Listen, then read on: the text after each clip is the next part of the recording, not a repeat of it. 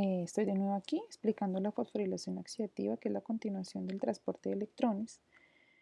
La fosforilación oxidativa, en la fosforilación oxidativa ya se da la síntesis eh, en sí del ATP, y es aquí donde vamos a ver la producción de ATP a grandes cantidades, apoyada obviamente con las rutas de la glucólisis del ciclo de Krebs.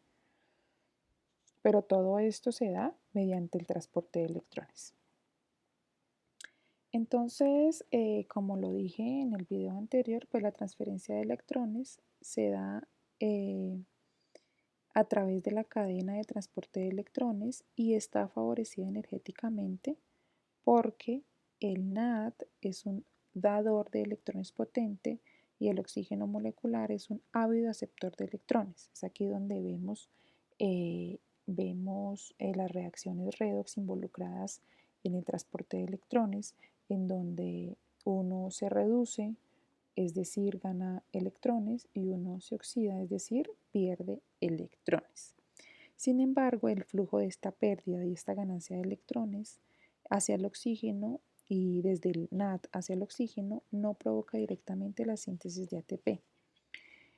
Es ahí donde viene la teoría de la quimiosmótica, que también se conoce como la teoría de Mitchell, que explica cómo se utiliza la energía libre generada en este transporte de electrones, la energía libre a través de esta cadena, de esta transportación de electrones para producir ATP a partir de ADP y fosfato inorgánico. El transporte de electrones está acompañado por la fosforilación de este ADP por medio del transporte o bombardeo de protones a través de la membrana mitocondrial interna desde la matriz hacia el espacio intermembranal en los complejos 1, 3 y 4. Recordemos que en el video anterior expliqué específicamente que en el complejo 1 hay un bombardeo de protones. Aquí está, aquí lo podemos ver un poco más claro, un poco nuevamente, aquí, aquí y aquí. Vemos este bombardeo de protones. Protones son hidrógenos cargados positivamente. Entonces, en este proceso vemos un gradiente eléctrico, es decir, con más cargas positivas en el exterior que en el interior de la membrana. Más aquí se puede ver las cargas positivas en el exterior que en el interior de la membrana. Recordemos, aquí está el citosol, aquí está la membrana, el espacio intermembranal, la matriz en esta parte donde se produce el ciclo de Krebs, aquí la glucólisis. Entonces vemos una gran cantidad de cargas positivas en el espacio intermembranal y una gran cantidad de energías más negativas en el espacio de la matriz mitocondrial. Esta energía generada por este gradiente de protones es suficiente para impulsar la síntesis de ATP. Así, el gradiente de protones sirve como un intermediario común que se acopla a la oxidación, que se acopla a la oxidación a la fosforilación, ¿no? Recordemos que aquí se fosforila para producir ATP.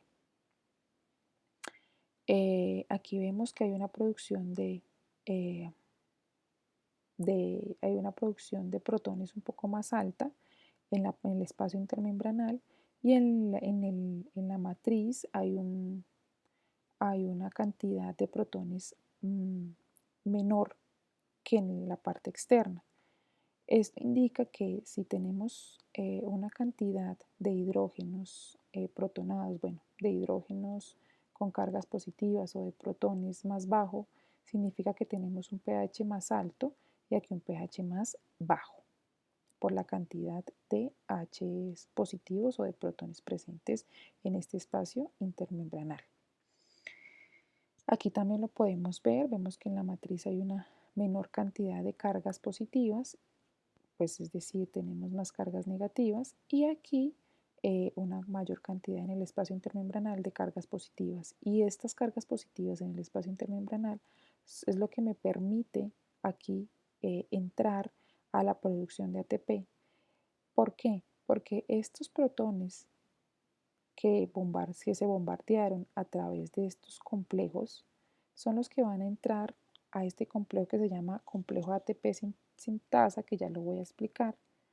Entran a través de estos huequitos que ustedes pueden ver acá, lo voy a detallar más con la pluma.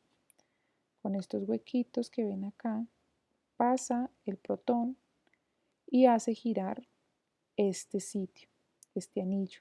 Al ir girando este anillo, esta parte de aquí también se va moviendo y al moverse va a sintetizar ATP mediante este gradiente energético. Bueno, aquí está un poco mejor la ATP sintetasa. Está formada por dos componentes principales, que es la subunidad F1 y la subunidad F0, FO, F sub 0 o F sub 0. La unidad 1 posee 5 subunidades diferentes, que es el alfa, el beta, el gamma, el delta y esta E. La unidad F o F sub 0 es un canal transmembranal. ¿Por qué transmembranal? Porque se da a través de esta membrana interna. Posee 3 subunidades presentes en las siguientes proporciones, que es A, B y C. Esto hace parte de esta subunidad F sub 0. La subunidad F sub 0 recibe este nombre, o FO recibe este nombre porque su función se inhibe por la oligomicina. La oligomicina es un antibiótico producido por un grupo de bacterias gram positivas. La oligomicina bloquea el canal de protones cuando se une con la subunidad A. Estos en sí son dos motores giratorios unidos, dos motores giratorios que es el F sub 0 unidos entre sí por un estator que es el F1. En los organismos que respiran, el motor, que es el F0, convierte la fuerza protón motriz, que es ¿cuál es la fuerza protón motriz? Que fue lo que expliqué en la diapositiva anterior, en una fuerza rotatoria que impulsa, esto significa que va rotando, que impulsa la síntesis de ATP catalizada por esto. Esto va rotando y al rotar me impulsa la producción de ATP acá. El componente giratorio, o sea, este anillo C, está unido a un eje central constituido por las subunidades E y gamma. Ahí, en ese momento, gira este anillo, este C, de la unidad.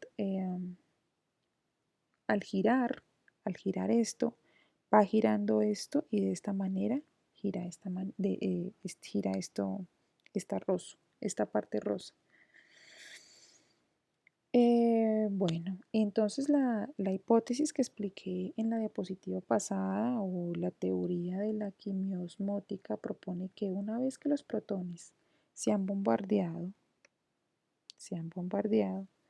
al lado citosólico de la membrana mitocondrial interna, vuelven a entrar en la matriz mitocondrial atravesando un canal en el dominio F0, que abarca toda la membrana del complejo 5, lo que impulsa la rotación del motor, disipando al mismo tiempo el pH y los gradientes electrónicos.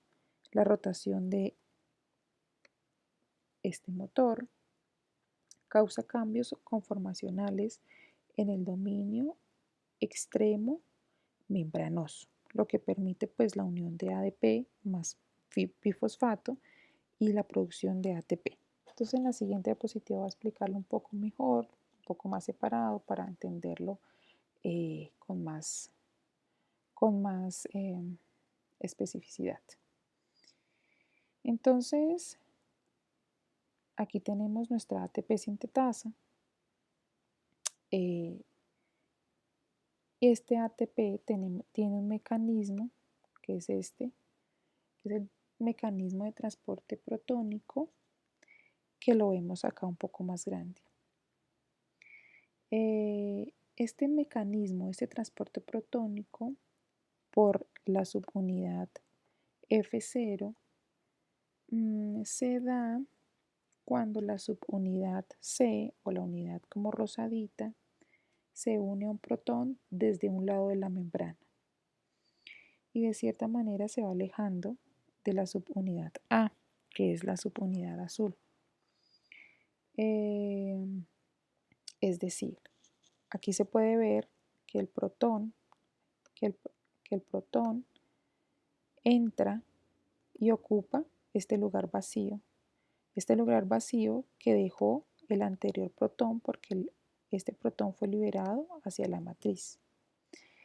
Entonces entra a medida que va saliendo uno, entrando uno, o entra y uno y sale un protón. Esto permite que se mueva este anillo y la rotación completa corresponde a la transposición de 12 protones. Ya el mecanismo de la parte de arriba de esta subunidad F1 muestra las subunidades catalíticas beta.